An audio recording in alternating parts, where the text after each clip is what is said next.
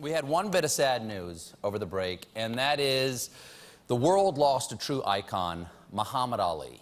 He was one of the most influential people of the 20th century and one of the most dominant athletes in the history of sports.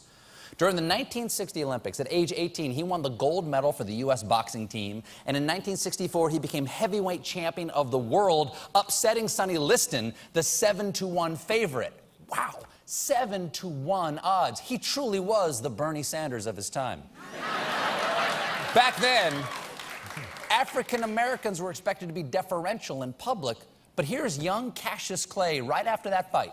I'm great. I don't have a mark on my face, and I upset Sonny Liston, and I just turned 22 years old. I must be the greatest. I told the world. I shook up the world. I shook up the world. I shook up the world. That type of outrageous bragging paved the way for so many other people of color. And then...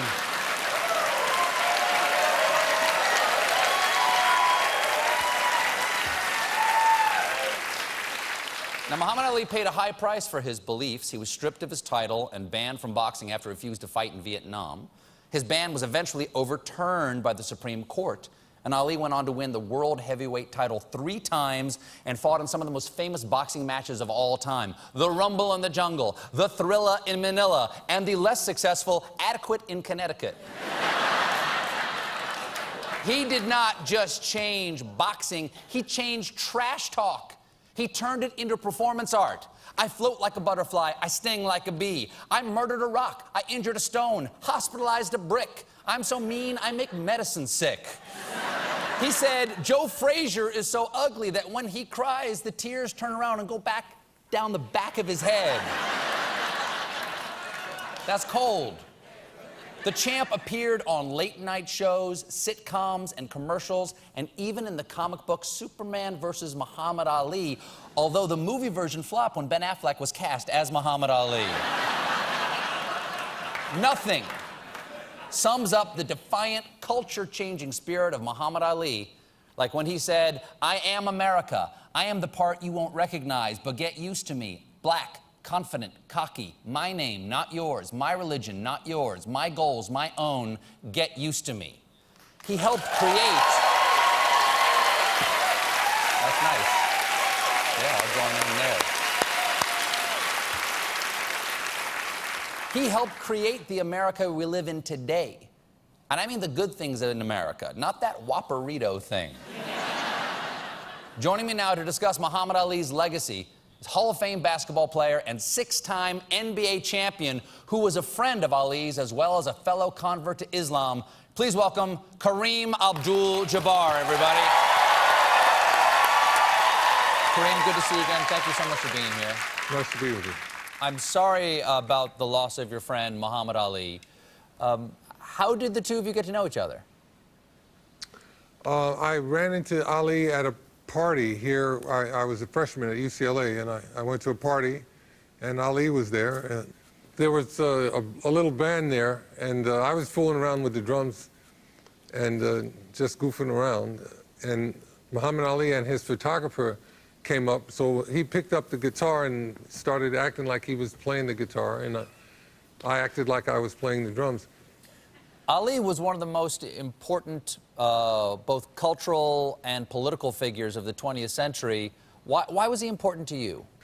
My dad boxed, so, you know, boxing was a big sport for me when I was a kid, and knew that the heavyweight champ was somebody to be respected. He handled all of that, and then on top of that, he handled a whole lot of issues that had nothing to do with sports, you know, civil rights and human rights issues. As a champion yourself, talk to me a little bit about what his game was like before the contest ever started. The way he psyched out his opponents, the way he used a mental game against the people he was about to box.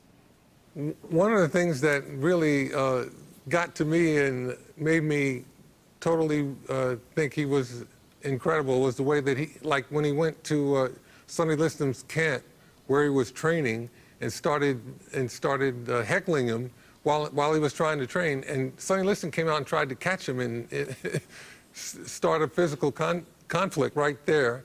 And Ali totally got into the guy's head. And he didn't even realize it in his reaction. He said, I'll kill him, you know. And of course, Ali went out there and embarrassed Sonny Liston. But that was the type of guy he was, and you had to love him for that. Your dad was a boxer. You trained with Bruce Lee. Do you think you could have gone 5 rounds with Muhammad Ali? You've got the reach. Tail the tapes on your side. Wouldn't want to do that. He was my brother and my friend. Wilt wanted to box him.